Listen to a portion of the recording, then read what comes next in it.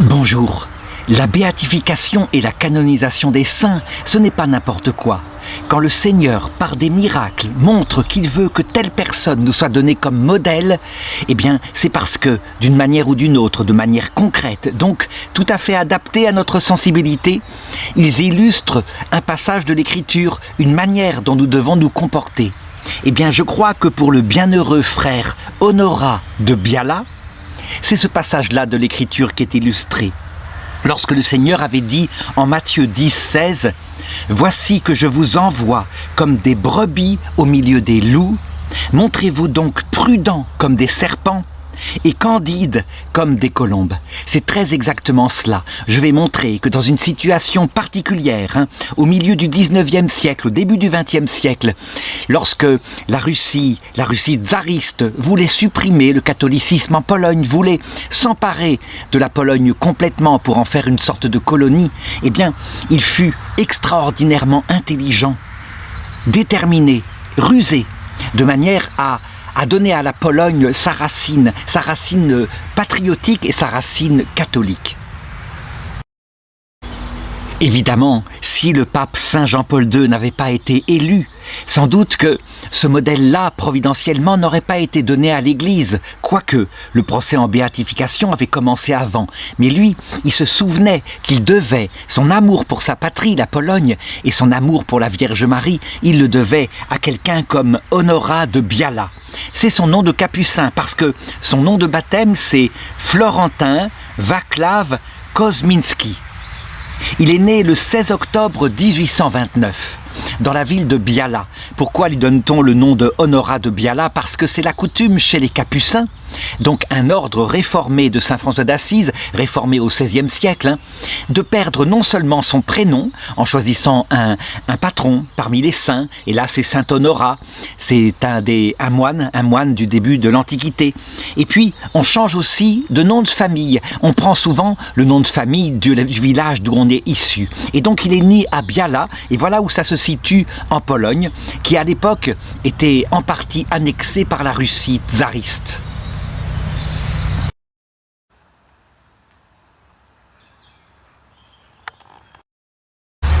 « 1829, il faut se souvenir de la période où nous sommes.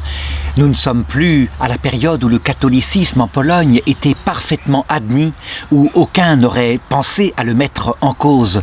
Entre-temps, il y avait eu les guerres napoléoniennes. Napoléon, on le sait, avait donné des défaites puissantes à la Prusse, qui, je dirais, au cours de l'histoire, essayait de s'emparer de la Pologne, mais aussi à la Russie. Et puis, à la chute de Napoléon, en 1815, l'Europe avait été repartagée et l'empereur Alexandre en Russie, qui avait vaincu les armées napoléoniennes, avait réussi à s'emparer d'une partie de la Pologne, de manière à l'intégrer. Et donc, le rêve des autorités russes était d'intégrer la Pologne complètement et donc de lui faire quitter sa foi catholique pour lui faire adhérer à la foi orthodoxe, qui est à peu près la même, mais il y avait un conflit d'autorité. Ça veut dire que, véritablement, les orthodoxes considéraient qu'être papiste, ça veut dire être dépendant de l'autorité du pape de Rome, c'était quelque chose qui était hérétique, quasiment, on peut le dire. Il faut savoir que l'orthodoxie est issue d'un schisme qui a eu lieu en 1054 dans l'Église unifiée, entre l'Orient et l'Occident. Et la partie grecque, la partie orientale devenue orthodoxe, a donné comme fruit l'Église de Russie. Donc il y a à cette époque-là des idées révolutionnaires mais aussi des idées nationalistes qui se sont répandues. On peut dire que les Polonais, même si leur racine est catholique et que le fait qu'on veuille leur arracher leurs racines les met très en colère et donc les pousse à y adhérer plus fortement. Il y a aussi les idées des Lumières venues de France. Et donc ce jeune garçon qui commence par faire ses études alors que son papa est architecte dans les meilleures écoles de la ville de Plock, qui grandit comme ça au niveau de l'école primaire, secondaire pendant 4 ans, puis qui commence des études d'architecture à Varsovie, eh bien, sa foi n'est pas totalement fortifiée. Au départ, je dirais, il s'intéresse d'abord à la possibilité de résister à cette occupation venant des Russes. Sa foi, certes, a été formée dans de bonnes écoles catholiques, mais je ne peux pas dire qu'elle est une foi totalement personnelle. Ce qui va modifier les choses, c'est que, évidemment, quand il a 17 ans, nous sommes en 1846, il s'engage imprudemment, mais comment ne feraient pas les jeunes? Il s'engage dans un mouvement patriotique de résistance à l'occupation russe. Et là, à un moment donné, il va être dénoncé et arrêté et jeté en prison. La chose est extrêmement risquée, hein. Il y a des exécutions, ça peut arriver.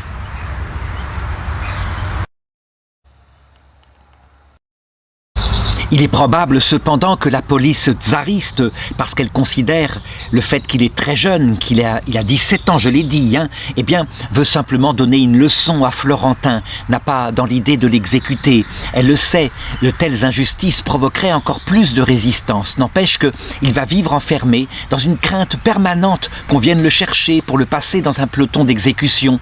Il va rester dans cette prison sans rien pour s'occuper et donc forcément, dans sa détresse, il va se tourner vers Dieu.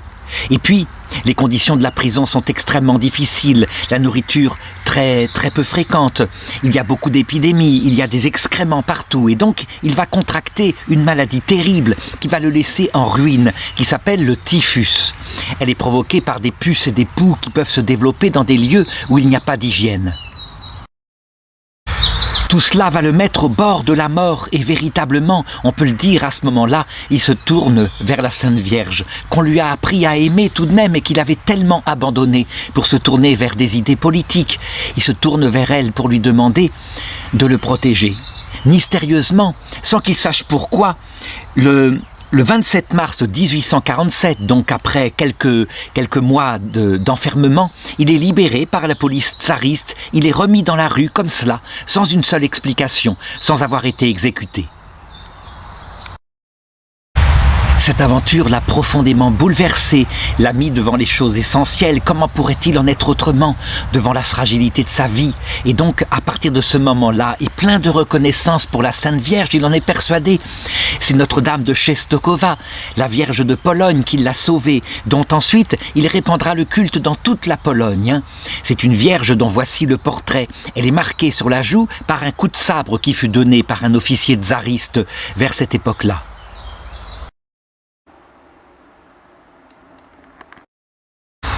Et donc il décide maintenant que sa vie appartiendra à la Sainte Vierge totalement. Il se donne à elle totalement à la fête de l'Assomption le 15 août de l'année suivante. Et il décide de chercher un moyen pour se consacrer entièrement à elle, puisqu'il a survécu et qu'il estime maintenant que le reste de sa vie ne lui appartient plus. Il devrait être mort dans cette prison. Et il faut le remarquer, sa conversion est sincère, d'ailleurs il l'écrit. On lit dans un article où il raconte sa vie. Depuis le premier moment où je suis entré dans l'ordre capucin, j'ai suivi ce projet, faire connaître aux gens l'amour de Dieu. Il garde son caractère de jeunesse, ça veut dire qu'il veut être efficace. Il n'est pas qu'un simple contemplatif, c'est un homme d'action. Mais maintenant, ça ne passera plus par la politique, c'est certain. Ça passera véritablement par la foi. Attention, je ne veux pas dire qu'il n'est pas aussi un contemplatif, il le sera toute sa vie. Sa conversion est venue de l'influence de la Sainte Vierge, qui a pénétré son âme véritablement. Mais, je dirais, toujours il se rendra compte, et quand il rencontrera des jeunes, puisque à partir de là, il va pouvoir pratiquer un apostolat, il se rendra compte que la contemplation se doit d'aboutir à une certaine action. Et je le montrerai au cours de cette vidéo. Comment peut-il se donner à Dieu? Évidemment, il lui faut quelque chose d'absolu. Je dirais, il ne faut pas une vocation terne, quelque chose qui serve simplement à faire carrière. Il n'en est pas question. Et il trouve une communauté qui va lui plaire tout à fait à cause de sa radicalité dans la pauvreté. C'est la communauté des Capucins.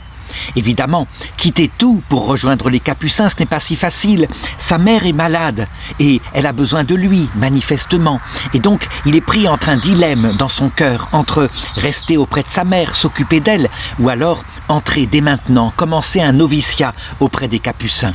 Finalement, il va prendre sa décision, il va trouver à s'occuper de sa mère, à la mettre en sécurité, hein. Et en même temps, il entre le 21 décembre 1848 au noviciat des Capucins à Lubartov. Il me faut maintenant donner quelques précisions sur l'ordre des Capucins. Je l'ai dit, hein, il est une réforme de l'ordre des franciscains pour en revenir à la règle fondamentale de saint François d'Assise avec une pauvreté radicale et donc la vie faite sous forme de mendicité. Cependant, cette mendicité n'est pas un but en soi, hein. Le but, c'est évidemment que certains puissent prêcher l'évangile, être, je dirais, un ordre mendiant en vue d'être un ordre apostolique. Lui, comme il est cultivé, il va être naturellement dirigé vers la partie des frères qui sont appelés à devenir prêtres, tandis que ceux qui rentrent dans l'ordre et qui n'ont aucune culture vont donner des saints et une sainteté différente en devenant frères convers et en quelquefois se chargeant des tâches comme justement d'aller mendier de maison en maison pour procurer de la nourriture à ceux qui ont un apostolat. Les communautés vivent ainsi en bonne entente entre des très pauvres et des gens illettrés, et puis souvent des gens très cultivés. Il y aura même des saints extraordinaires et un docteur de l'Église parmi les Capucins. Je parle de Saint Laurent de Brindisi. Mais il y a aussi, et c'est là qu'ils sont les plus connus, des saints qui sont de pauvres frères qui, simplement par leur charité, mendiaient de maison en maison, et le Seigneur les comblait du don des miracles, du don de lecture des âmes. Beaucoup ont été canonisés, comme Saint Félix de Cantalis. Évidemment, tout va bien se passer pour lui, son année de noviciat d'abord, et puis ses vœux, et ensuite ses études. Des études qui sont très poussées, nous sommes après le Concile de Trente, hein, donc il faut faire de la philosophie et ensuite de la théologie. Ce qui fait que, finalement, il est ordonné prêtre le 27 décembre 1852, il a 24 ans, c'est l'âge demandé par le droit canonique. Et ensuite, il reste un examen. Il doit faire, je dirais, ses preuves en tant que prédicateur pour montrer qu'il est capable de prêcher comme il le faut. La règle des Capucins est très nette, hein. On ne doit pas faire des sermons compliqués avec des effets de manche ou des mots que personne ne comprend. On doit à la fois être bref et en même temps aller droit au but pour toucher le cœur des gens. Il doit y avoir un contenu intellectuel, mais aussi des exemples illustrants, des histoires comme cela, en évitant les trop longues dissertations, si on peut dire. Et donc il passe cet examen avec réussite, hein. Il devient donc confesseur de l'ordre des Capucins de la province polonaise. À partir de ce moment-là, évidemment, il est dirigé vers ce qui lui convient par ses supérieurs provinciaux, tous les apostolats possibles. Et donc, il donne d'abord des cours de théologie morale à des séminaristes religieux. Il est extrêmement doué là-dedans. Il a du bon sens à cause de son réalisme. Il est aussi nommé professeur de religion catholique dans plusieurs pensionnats où sont élevées des jeunes filles. Et puis, il exerce les fonctions de secrétaire provincial sous le père provincial comme Benjamin Spinbanski et Anicet Siekowski. On le trouve donc à cette époque-là dans toutes les églises de Varsovie où il est invité parfois par des curés, parfois par des vicaires, parfois par l'évêque lui-même, tellement il prêche bien. Sa prédication a une vraie efficacité. C'est là aussi que certains lui demandent de devenir leur directeur spirituel. Et en particulier, dans cette période-là, il va rencontrer Sofia Truskowska, qui deviendra par la suite une de ses aides, parce qu'il est capable de susciter véritablement de l'enthousiasme et de l'efficacité. Il la dirige spirituellement, il lui apprend à réciter le chapelet, il lui donne la dévotion à la Sainte Vierge nous rapprochant de Jésus. Mais il ne se contente pas de cela. Toutes les personnes qu'il suit, il leur dit: il faut trouver quelque chose à faire aussi pour s'occuper des pauvres, et ceci par l'amour de la Pologne. À cette époque-là, il n'est pas entré dans un mouvement de résistance, mais il va se passer des événements politiques. Il a 34 ans, nous sommes en janvier 1863, et voici que le peuple polonais se révolte contre l'occupation des Russes. Et cette occupation, cette révolte, va se dénouer de manière catastrophique.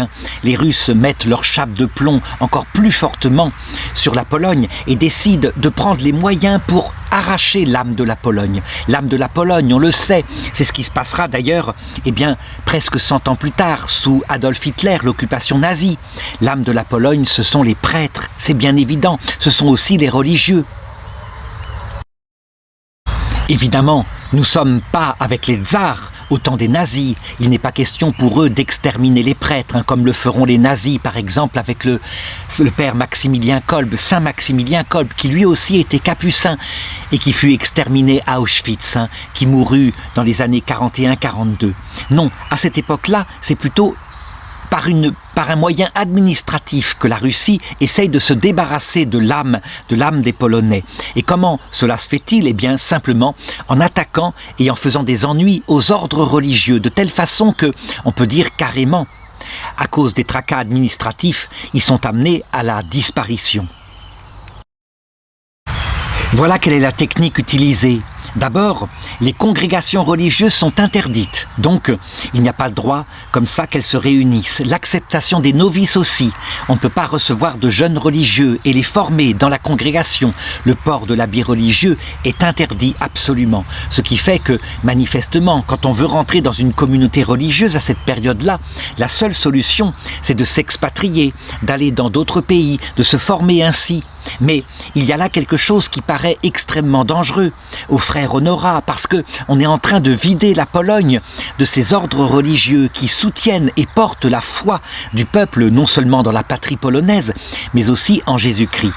Et donc il est là, il réfléchit dans sa prière, il passe des heures en oraison devant le Seigneur à se demander qu'est-ce que je peux faire, qu'est-ce qu'il faudrait faire pour sauver la foi catholique en Pologne.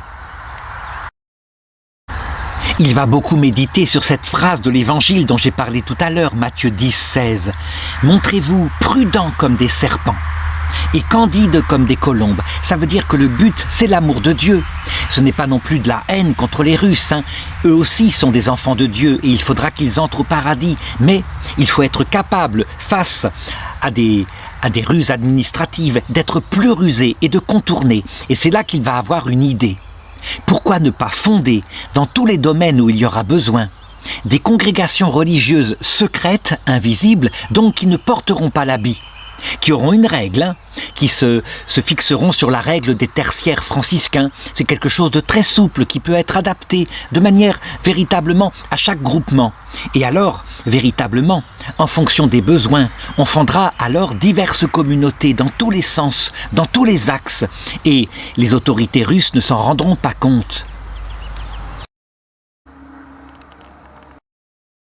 On le voit, il entre dans une forme de résistance par la ruse, une ruse qui permet de contourner la loi des Russes. Et il le dit, vous ne devrez rien écrire, votre identité devra être dans le silence absolu. Il écrit aussi, lui, pour le coup, parce qu'il donne ses directives et parfois il les donne oralement et elles seront racontées par la suite. Ces âmes ardentes génèrent autour d'elles une atmosphère morale charitable, non seulement parmi leurs contacts individuels, mais aussi dans les groupes et dans les masses. Il est reconnu que partout où se trouvent des personnes de bon esprit qui appartiendront à ces groupes, en costume civil, même si elles ne font rien de particulier, elles font sentir leur présence salutaire. Je voudrais m'arrêter un instant ici pour regarder ce qu'il est en train de conseiller à tous ceux qui l'entourent et en particulier aux jeunes. On pourrait dire que la ruse, c'est quelque chose qui ne vient pas de Dieu. Se comporter comme un serpent, même si c'est une parole du Seigneur, le serpent c'est le symbole du démon. Eh bien, ce n'est pas un simple serpent. On utilise un moyen comme ça avec intelligence parce que il y a certaines circonstances évidemment où on doit se montrer comme un chêne. Ça veut dire ne pas céder, être debout. Par exemple, si on est arrêté dans une situation de martyr, eh bien, on doit être capable de garder sa foi dans toutes circonstances, même si on risque sa vie. C'est ce que montrèrent les martyrs des premiers siècles. Mais ceci n'est pas obligatoirement exigé. Lorsqu'on n'est pas arrêté, on doit être capable de contourner et de se comporter plutôt comme le roseau de la fable de La Fontaine. Ça veut dire de plier avec le vent, et d'être comme ça, qu'on se souvienne par exemple de cette façon de faire qu'eut Sainte Macrine l'Ancienne, à l'époque de la persécution de Dioclétien. Elle ne se livra pas du tout, elle qui était profondément catholique, pour être martyrisée, non, elle s'enfuit dans la forêt avec ses enfants, et là, elle les éleva, le temps que la persécution s'arrête.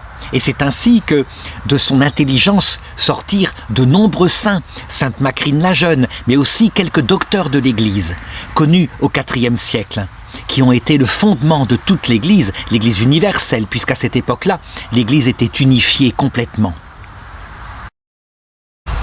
Et donc, on peut dire que le père Honorat de Biala, face à ce qui se passe avec les autorités russes, il préfère que les gens se comportent comme le roseau. Donc, qu'ils plient, qu'ils se fondent dans la masse, qu'ils soient invisibles et discrets, mais qu'ils agissent. Et de cette façon-là, la foi catholique sera entretenue dans les cœurs.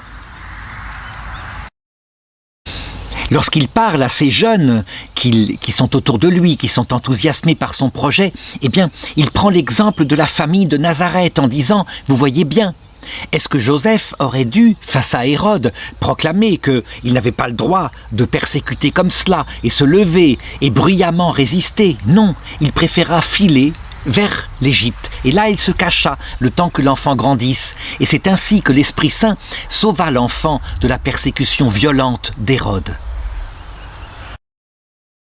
Et donc il écrira plus tard, lorsque la persécution russe se lâchera un peu, « Ces congrégations observent une vie cachée aux yeux du monde.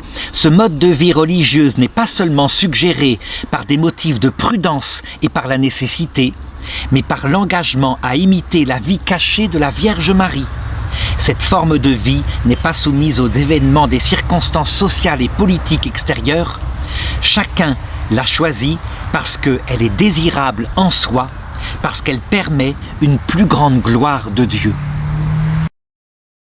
Et donc on le voit, à l'occasion de cette persécution russe, et évidemment, il y a une façon de contourner l'autorité politique russe, il a l'idée de ce qu'on va appeler plus tard, et qui va être répandu par le Concile Vatican II, les instituts séculiers. Donc, la consécration de personnes qui font partie du monde, qui sont dans le monde, qui portent les vêtements du monde, mais qui sont en fait consacrés à Dieu, qui se soutiennent l'un et l'autre par des réunions, par des regroupements, mais qui en même temps travaillent là où ils sont. Et là, à partir de maintenant, cette idée étant lancée, eh bien, il va établir toutes ces communautés, toutes ces fondations, en fonction des jeunes qui passent par son confessionnal, en fonction de leur envie de se consacrer d'une façon ou d'une autre. Or, il reçoit toutes sortes de gens. Il y a des intellectuels, il y a des jeunes justement qui sont étudiants, il y a des employés de bureau, il y a des ouvriers d'usine, il y a des ouvrières d'usine, hein. Il y a des domestiques, des enfants, des malades, des artisans, des agriculteurs, bref, toutes les personnes qu'on puisse imaginer ainsi dans un peuple comme le peuple polonais. Aucun cas ne le désintéresse. Il s'intéresse même aux personnes qui, par exemple, fréquentent les tavernes et les cafés qui sont là. Et est-ce qu'il n'y aurait pas, là aussi, une sorte d'institut séculier à fonder pour pouvoir évangéliser à l'intérieur des cafés en Pologne, à Varsovie? Au cours de ces oraisons et des heures qu'il passe devant le Saint-Sacrement, il s'entretient au Seigneur de tout cela et de la Vierge Marie. Et il va prendre un type d'organisation tout à fait spécifique, quelque chose de nouveau, hein, quelque chose qui, je l'ai dit, va se répandre ensuite. Pour lui, il faut qu'il y ait collaboration entre trois sortes de consacrés. Il faut d'abord qu'il y ait des religieux et des religieuses totalement consacrées à Dieu, dans le vœu de pauvreté, chasteté, obéissance, hein, ce qui habituellement existe, hein, qui puissent passer tout leur temps à étudier et qui seront un peu comme les cadres qui entourent et qui, je dirais, qui orientent spirituellement le reste des vocations.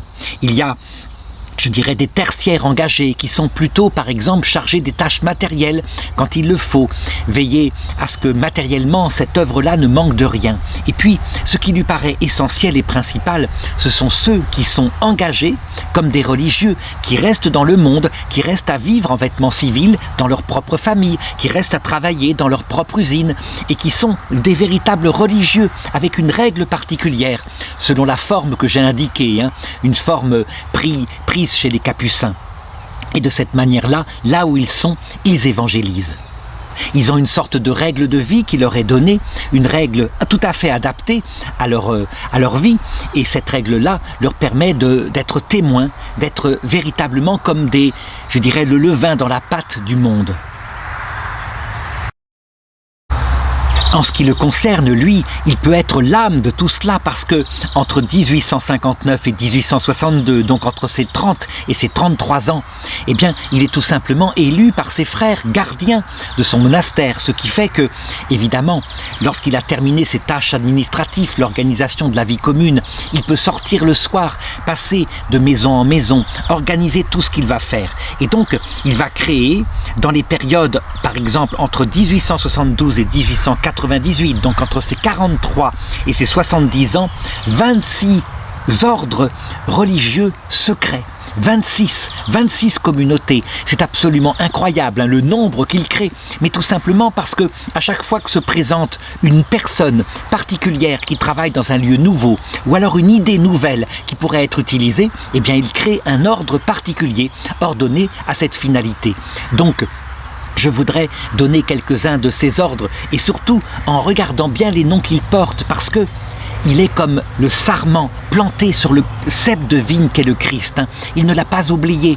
Si jamais cet apostolat qu'ils font n'est pas centré sur la prière contemplative, alors ils perdront toute leur énergie. Par contre, s'ils font un apostolat, s'ils sont centrés sur la prière contemplative, il faut que cette prière contemplative, c'est ce qu'ils le pensent, il faut qu'elle aboutisse à une œuvre extérieure, parce que le commandement de l'amour de Dieu aboutit au commandement de l'amour du prochain. Ces deux commandements sont inséparables. On pourrait lui reprocher peut-être de ne pas avoir créé d'ordre entièrement contemplatif. Mais je dirais, c'est tout simplement parce que c'était sa façon d'être, C'était un contemplatif en vue de l'action. Alors je voudrais donner quelques exemples.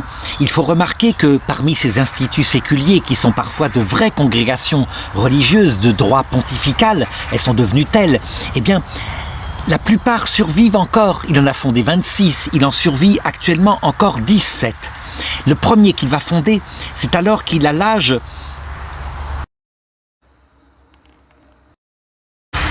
de 26 ans, et l'occasion se présente alors qu'il s'occupe d'une jeune fille qui est très pieuse, à qui il a appris à dire le chapelet. Elle s'appelle Maria Angela Truskowska.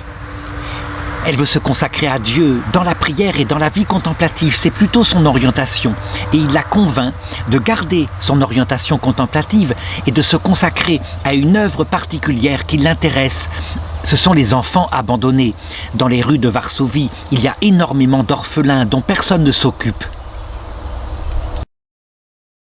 Marie-Angèle fait partie d'une famille riche. Elle a été malade durant son adolescence et elle a pu partir en Suisse afin de suivre un traitement avec sa gouvernante. Elle est revenue, elle a acheté une maison et là, elle essaie de se consacrer aux plus pauvres en participant à la conférence Saint-Vincent de Paul. Son confesseur, eh bien, c'est justement lui, c'est le frère Honorat de Biala qui va la diriger ainsi. Elle va finir par prendre un habit religieux. Nous sommes avant la révolte russe et avant la révolte polonaise contre les Russes et donc avant l'interdiction des congrégations religieuses. Ensuite, évidemment, comme elle a reçu chez elle certains des insurgés, elle a été interdite, elle a dû se cacher, elle ne va pas abandonner. Simplement, en suivant les conseils de ce confesseur, alors elle ne porte plus l'habit et elle continue son œuvre exactement de la même façon, même si elle ne porte plus le costume extérieur. Donc elle fonde un foyer d'accueil pour des femmes âgées, abandonnées à cette période-là, mais aussi pour les enfants, les orphelins. C'est le premier institut séculier qu'il va fonder et qui prendra le nom des sœurs de Saint Félix de Cantalis. Saint Félix de Cantalis étant ce tertiaire franciscain qui était si pauvre, si dévoué, qui passait de maison en mendiant, qui était absolument inculte, mais qui apportait des conseils tellement charitables que l'amour de Dieu se répandait dans toutes les familles. Donc voilà le genre de choses qu'il crée. Et cette initiative, cette souplesse, cette capacité à retomber sur ses pattes comme un chat de notre frère Honorat de Biala, de se servir de tous ceux que la Providence lui amène, va se prolonger à travers une série d'autres ordres dont je voudrais parler maintenant. Il reçoit en confession, je l'ai dit, des ouvriers et des artisans. Et là, évidemment, c'est une catastrophe. Souvent, l'évangile ne se répand pas. Il y a beaucoup d'alcoolisme parmi le monde ouvrier à cette période-là. Parmi les ouvriers, ceux qui viennent se confesser à lui, évidemment, ne boivent pas, mais sont au contraire tout à fait désolés que leurs camarades ne soient pas proches du Seigneur, ne soient pas proches de la Vierge Marie. Et donc, il fonde avec eux, avec ses bonnes volontés, les fils de Notre-Dame des Douleurs. Il le fait en 1880. Nous sommes alors qu'il a à peu près 50 ans. Et là, eux ne porteront pas l'habit. C'est véritablement un institut séculier. On s'étonne quand il y a eu la révolte contre le communisme dans les années 89 de voir que des ouvriers faisaient partie, étaient au cœur de la révolte, se mettaient à genoux. On pense à Lech Walesa, par exemple. Eh bien, on peut dire que l'origine de tout cela, cette vie chrétienne intense dans les milieux ouvriers, elle vient en particulier de cette congrégation, les Fils de Notre-Dame des Douleurs. Il faut remarquer que c'est un institut séculier de droit pontifical parce que, dans son intelligence, il a pensé qu'il valait mieux être dépendant du Vatican directement et ne pas être forcément dépendant de l'évêque du lieu. Il le sait, les évêques changent, les évêques du lieu quelquefois regardent les choses et puis ont d'autres spiritualités et donc ça rend fragile les instituts. En étant dépendant de Rome où il y a une vision de l'Église tout entière, eh bien la chose sera beaucoup plus solide. Alors je ne dis pas que la reconnaissance de Rome va se faire tout de suite, mais actuellement, ce genre d'institut est de droit pontifical. À partir de 1880, la multiplication des fondations qu'il va faire est incroyable. Je pourrais parler par exemple des franciscaines de Notre-Dame des Douleurs. Ce sont des religieuses à part entière, des franciscaines, et elles se dévouent aux malades, aux personnes âgées et aussi à l'enseignement. Ça veut dire que toute œuvre lui a paru être capable d'être faite par cette congrégation qui elle aussi est de droit pontifical. Alors on pourrait se dire, mais il y a là ce qu'il faut pour le soin des malades. On pourrait dire que l'objet de cette congrégation est suffisamment large pour qu'il n'y ait pas besoin de fonder autre chose. Eh bien si, il fonde l'année suivante, en 1882, les franciscaines des affligés, qui elles se consacrent aux soins des malades, explicitement. Et pourquoi est-ce qu'elles sont différentes? Eh bien parce que, justement, n'étant pas unifiée, étant diversifiée, si jamais une congrégation était repérée et détruite par les autorités tsaristes, eh bien l'autre pourrait subsister comme ça. Il insiste sur le secret d'appartenance qui doit être absolu. On ne doit rien écrire maintenant. On doit se réunir discrètement. On doit passer pour des personnes laïques qui vivent dans le monde. Alors tout de même, cette même année, en 1882, il rencontre dans son confessionnal des personnes qui sont davantage contemplatives, qui véritablement voudraient se consacrer entièrement à la prière. Et il se dit qu'il faut bien qu'elles existent aussi, que c'est une forme de spiritualité. Il y a Marthe qui agissait, qui faisait la cuisine pour Jésus, mais il y avait aussi Marie qui était au pied de Jésus. Et donc il fonde les sœurs vestiaires de Jésus. Ça c'est tout à fait typique du frère Honorat. Elles sont contemplatives pures, d'accord, eh bien leur œuvre consistera à broder des vêtements liturgiques magnifiques pour ceux qui célèbrent la messe, donc les prêtres. Elles seront là aussi consacrées à l'adoration eucharistique. Donc on le voit, encore une fois, il n'a pas pu s'empêcher de leur donner une œuvre matérielle à faire, dont elles peuvent vivre. Il unifie l'utile et l'agréable, si on peut dire. Il faut remarquer que ces sœurs vestiaires existent toujours et que lorsqu'il y a eu une grande émigration polonaise aux États-Unis au début du XXe siècle, elles ont suivi et donc actuellement elles existent en Pologne et aux États-Unis. Je voudrais parler ensuite des servantes de Jésus. Ça c'est 1884, tout simplement parce qu'il confessait des ouvrières qui travaillaient dans des usines. Et les ouvrières avaient souvent une vie extrêmement dure, avec des horaires qui ne leur laissaient pas le temps de prier. Alors, tout simplement, il créer une association pour que les ouvrières puissent ainsi être protégées, non seulement d'ailleurs dans leur vie spirituelle, dans la protection de leur moralité, mais aussi en cas de chômage. Ça veut dire qu'il n'y a pas qu'une finalité contemplative, il y a véritablement une aide mutuelle, comme une sorte de, on pourrait dire oui, de syndicat qui est là, présent. Il affilie à cette congrégation aussi les femmes qui travaillent comme domestiques dans des maisons où il y a de vrais dangers. On le sait, le droit de cuissage est souvent pratiqué par les maîtres et c'est quelquefois des femmes se retrouvent enceintes. C'est comme ça, c'est une véritable catastrophe. Ça se produit partout en Europe occidentale à cette époque-là. Et donc, ces femmes-là doivent être protégées aussi. Elles sont souvent très jeunes lorsqu'elles quittent leur famille. Elles ont 15, 16 ans, 17 ans et elles sont démunies, sans aide morale, sans aide matérielle aussi en cas de pépin. 1885, il crée cette fois les filles du cœur très pur de Marie. Et pourquoi ? Parce que dans ses confessions, il a rencontré des jeunes filles qui voudraient se consacrer à l'enseignement patriotique, mais aussi l'enseignement général avec la religion pour les enfants. Et donc, autant se lancer. Il y aura donc une congrégation, un institut séculier entièrement consacré à l'enseignement. Et il faut remarquer une fois de plus que les filles du très pur cœur de Marie, le nom est tout à fait centré sur la Vierge Marie. Le père Honorat de Biała répand partout en Pologne à cette époque-là l'amour de la Sainte Vierge, la reine de Pologne. Notre-Dame de Czestochowa, il n'a jamais oublié la façon dont elle l'a sauvée. Et donc, tout est porté par la Vierge Marie. La Vierge Marie est véritablement la reine de la Pologne et elle va effectivement protéger la foi des Polonais de cette manière-là. Alors je pourrais continuer à égrener comme les sœurs du Saint-Nom de Jésus, 1887, assistance morale et matérielle des travailleuses. C'est un doublon, pourra-t-on dire ? Non, c'est pas un doublon, il le faut. Toujours pareil, droit pontifical, une dépendance directe au Vatican. 1888, les petites sœurs du cœur immaculé de Marie. Et elles s'occupent de jardins d'enfants, l'éducation aussi des enfants des ouvrières. Parce que le travail est très prenant, et donc les enfants en question sont laissés parfois sans soutien, sans garde, et ils apprennent à devenir des voyous dans la rue. Non, on crée ainsi des centres où ils peuvent être recueillis, où on s'en occupe, où on les élève dans la foi catholique, on leur donne un enseignement primaire. Alors pourquoi cette nouvelle congrégation d'enseignement ? Tout simplement parce que, en confession, il a rencontré Ilaria Gloscinska, qui est en cours de procès de béatification, qui est extraordinaire, qui est morte en 1939, donc qui a beaucoup survécu au père, mais qui était véritablement quelqu'un qui pouvait porter quelque chose comme ça, un nouveau projet, et donc qui solidifiait l'œuvre d'évangélisation de la Pologne.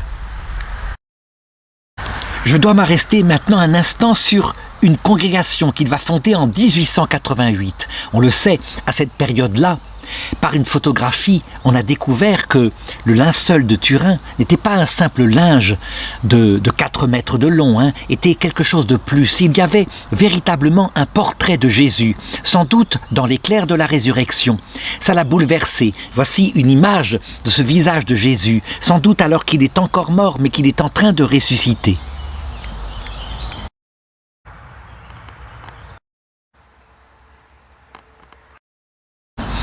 Cette découverte va bouleverser toute l'Europe, on le sait. Dans un Carmel, du côté de Lisieux, une petite religieuse va s'appeler Sainte Thérèse de l'Enfant Jésus et de la Sainte Face. La Sainte Face, c'est ça. Lui, en ce qui le concerne, il est aussi bouleversé par le visage de Jésus. Et donc, parce qu'il y a à son confessionnal des jeunes femmes en particulier qui voudraient se consacrer de la même façon à faire connaître le visage de Jésus, sa passion, ils fondent une nouvelle congrégation qui s'appelleront les Sœurs réparatrices de la Sainte Face. Il faut remarquer aussi que dans tout ce qu'il a fondé, la plupart du temps, ce sont des sœurs. Tout simplement parce que, comme partout en Pologne, la plupart du temps, les plus énergiques pour servir le Seigneur, ce sont des femmes. Elles sont beaucoup plus connaturelles à l'amour de Dieu. Et ensuite, elles répandent cet amour parmi les hommes qui sont dans le pays. Et donc, cette congrégation a comme but un but contemplatif, je l'ai dit, répandre la dévotion à la Sainte Face, et il ne va pas pouvoir s'empêcher de leur donner aussi un but apostolique. Et donc, il faut qu'elles s'occupent aussi de l'enseignement et des soins des malades. Typiquement, on est encore dans la spiritualité pratique du frère Honorat de Biała. De même, quand en 1889 il crée les Sœurs auxiliatrices des âmes du purgatoire, il est évident que c'est pour aider les âmes qui sont dans l'autre monde, dans le purgatoire, par des sacrifices, par des prières. C'est donc un but contemplatif. Eh bien, il n'y a rien à faire. Il y a aussi le purgatoire de la terre, il faut bien y penser. Et donc ces sœurs-là, non seulement le feront, mais elles s'occuperont aussi des personnes âgées qui sont là en train de vivre leurs dernières années dans quelque chose qui prépare leur cœur. Elles doivent se détacher de cette terre pour éviter d'avoir à faire un purgatoire dans l'autre monde. Il faut remarquer que le pape Jean-Paul II, lorsqu'il est tombé malade, il a voulu montrer, dans un exemple vivant, à quel point ces derniers moments de la vie étaient utiles. Eh bien, cette spiritualité lui est venue probablement du frère Honorat de Piala.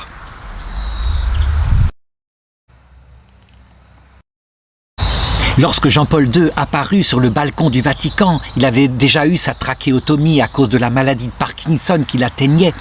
Eh bien, il montrait de manière vivante aux personnes qui vivent la vieillesse, que la vieillesse est utile, qu'elle est quelquefois plus utile que tout le reste de la vie, puisque on y apprend l'humilité bien plus que tout. Il montra aussi, à un moment donné, en arrêtant les soins et en laissant la mort naturelle venir, qu'il ne fallait pas prolonger la vie dans l'acharnement thérapeutique, bien sûr. Alors je passe beaucoup des fondations qu'il a faites, mais je voudrais parler tout de même des Servantes de la Mère du Bon Pasteur, 1895. Il a donc alors 66 ans, et là pour une fois l'initiative n'est pas venue de lui. Elle est venue de Louise Moriconi, qui est la supérieure générale des filles de Marie Immaculée, et qui obtient de lui, en venant le voir, de pouvoir fonder une sorte de congrégation sur le modèle de ce qu'il a fait, et qui s'occuperait entièrement des jeunes femmes qui sont tombées dans la prostitution. C'est un fléau aussi à cette époque-là, et c'est un fléau de toutes les époques. À partir du moment où il y aura des hommes riches, à partir du moment où il y aura des femmes qui n'ont pas moyen de vivre autrement qu'en vendant leur corps, il y aura de la prostitution. Et donc, elle, Louise, elle veut aider ces jeunes femmes à sortir de la prostitution, à prendre un métier qui soit raisonnable, à s'établir dans le mariage. Le projet l'enthousiasme immédiatement. Le premier nom qu'elles porteront seront les Sœurs pénitentes de Sainte Marguerite de Cortone. Et puis, la mère Louise Moriconi sera élue la première supérieure générale. Cet ordre-là sera reconnu d'abord de droit épiscopal en 1923, donc bien après la mort du père, mais maintenant, elles sont de droit pontifical. Évidemment, leur objet premier, qui c'était de s'occuper des femmes tombées dans la prostitution, a dû s'élargir. Eh bien, cet apostolat-là n'est peut-être pas suffisant pour pouvoir occuper toutes les vocations qui entrent dans cet ordre. Et donc, elles se consacrent à l'enseignement. Elles sont présentes en Pologne, elles sont présentes aussi en République centrafricaine, où elles ont beaucoup de vocations. À cette époque-là, évidemment, tout est joie, tout semble réussir à l'intelligence du frère Honorat de Biala. Et c'est vrai, en 1899, il a maintenant 70 ans, eh bien, les Capucins de Pologne l'élisent commissaire général de l'ordre pour tout le pays. Donc c'est quelque chose de formidable dans cette Pologne recréée. Cependant, il faut bien comprendre que lorsqu'on a un tel succès, forcément le Seigneur voit notre âme du haut du ciel et il voit que, quelquefois, eh bien, on finit par avoir une tête en nous qui repousse. C'est la tête de l'orgueil. Je n'ai pas dit que c'était le cas pour le père Honorat de Biala, mais certainement que le Seigneur qui le sait, pour rentrer dans la vision béatifique, il faut une humilité totale, il faut être mort à soi-même. Eh bien, il va permettre qu'il ait quelques ennuis vers la fin de sa vie. Et des ennuis qui vont venir de la manière la plus douloureuse qui soit, puisque ils vont venir par des dénonciations venant sans doute de religieux jaloux à Rome. On se plaint à Rome et on dit ils fondent sans arrêt des congrégations, c'est n'importe quoi, ça n'a pas de tenue, ce sont des choses nouvelles en plus qui canoniquement n'ont pas de statut bien raffermi. Et donc en 1907, à cause de ces dénonciations de plus en plus nombreuses, peut-être à cause de la plainte d'une ou deux personnes mécontentes, ça peut arriver, on ne peut pas faire l'unanimité, eh bien voilà que le Vatican va fermer tout ce qu'il avait fondé. Il abolit en particulier les unités, ça veut dire cette forme de vie où des personnes qui sont dans le monde tout en étant religieux, sans porter un habit religieux, se consacrent à Dieu. Qu'est-ce qui a pu se passer au Vatican? Eh bien probablement l'action d'un cardinal qui était particulièrement méfiant, particulièrement pusillanime, qui n'était évidemment pas habitué à ce qui va exister après Vatican II, les instituts séculiers. Et donc c'est pour lui un choc, mais il ne va pas perdre courage. Il est déjà âgé, hein, il a atteint 77 ans, mais il va défendre véritablement de la meilleure façon qu'il peut. Il va défendre ces fondations-là auprès du Vatican par des courriers. Et il écrit et il dit « C'est une armée de confesseurs de la foi, capable de s'opposer résolument au mépris du monde. C'est une armée silencieuse et cachée, donnant partout un témoignage chrétien, radical et engagé. Sans cette armée, il est possible que la vie religieuse en Pologne ait pu se dégrader. Elle a tenu au contraire dans les périodes de persécution grâce à ces personnes-là. » Il fait aussi le tour de toutes les congrégations, il reçoit les personnes qui en ont fait partie ou qui en font encore partie, et là il enseigne à temps et à contre-temps. Les œuvres qu'il a publiées sont extraordinairement vastes. Il y a des œuvres de théologie mystique, la manière de se tourner vers Dieu. Il y a beaucoup de vie de saint parce que il est quelqu'un de très pratique, il n'est pas capucin pour rien, et donc il le sait. La vie de saint, ça permet de comprendre la théologie de manière très pratique, comme je l'ai dit au début. Il y a évidemment toutes les règles qu'il a données et qui sont là très solides. On a un certain nombre de volumes de ses sermons, 28 volumes de ses sermons, dont beaucoup n'ont pas été publiés, mais qui touchent à tous les thèmes de la théologie.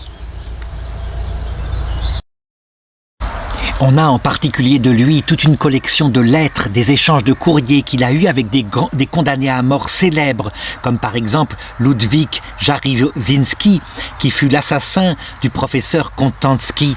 Et puis avec des lettres qu'il a écrites aux capucins Agrippin, frère Agrippin et frère Joseph Toczynski, qui étaient parmi les insurgés le 6 août 1864 et qui furent exécutés par les Russes.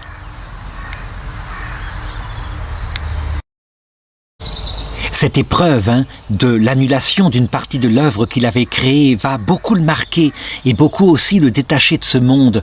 On peut dire que probablement elle est envoyée par Dieu afin de préparer son cœur à la vie éternelle. Il va vivre encore 9 ans sur la terre. Jusqu'au bout, il va être là, debout, dans le combat. Par exemple, en 1916, à la veille de sa mort, eh bien, il s'adresse à tous ceux qui l'ont écouté durant sa vie et il donne des paroles dramatiquement prophétiques sur ce que va vivre la Pologne un peu plus tard. On le sait, ne serait-ce que nous sommes en 1916, il faut se souvenir que la Première Guerre mondiale est là, la Pologne va être recréée, mais la Seconde Guerre mondiale ne va pas tarder. Elle apparaît en 1939, donc quelque chose comme 25 ans plus tard. Et là, il y aura une persécution avec mise à mort d'une partie du clergé polonais, des exterminations. Le peuple polonais a souffert terriblement.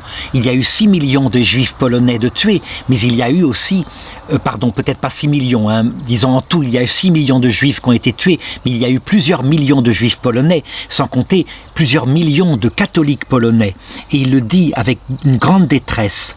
Je vous prie de ne pas vouloir vous montrer extérieurement religieux dans toutes les circonstances, car la liberté dont nous jouissons est maintenant temporaire. Les temps de grandes difficultés vont revenir. Soyez constants dans ce genre de vie puisque vous y avez été appelés. Ce n'est qu'ainsi que vous acquérirez les trésors de la grâce divine. Ce n'est qu'avec cela que vous pourrez travailler si fructueusement pour la gloire de Dieu et le salut des âmes.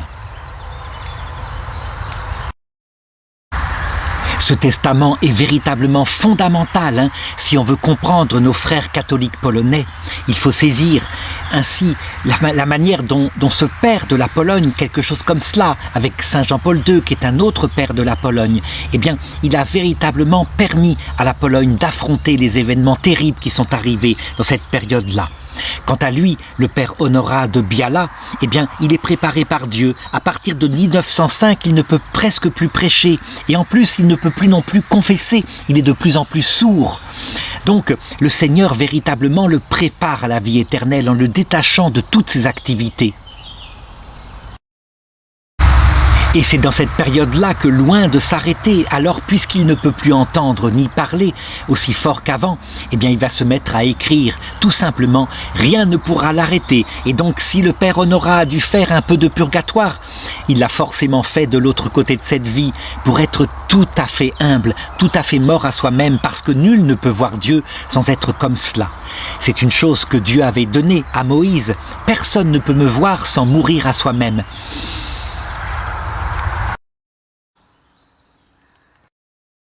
Cependant, il n'a pas eu dû à faire beaucoup de purgatoire, tellement les âmes lui s'étaient reconnaissantes et ont porté, s'il devait apprendre encore quelque chose, ont porté sur lui tout ce qu'il devait apprendre. Il est mort tout simplement, comme cela, paisiblement, le 16 décembre 1916, à l'âge de 87 ans.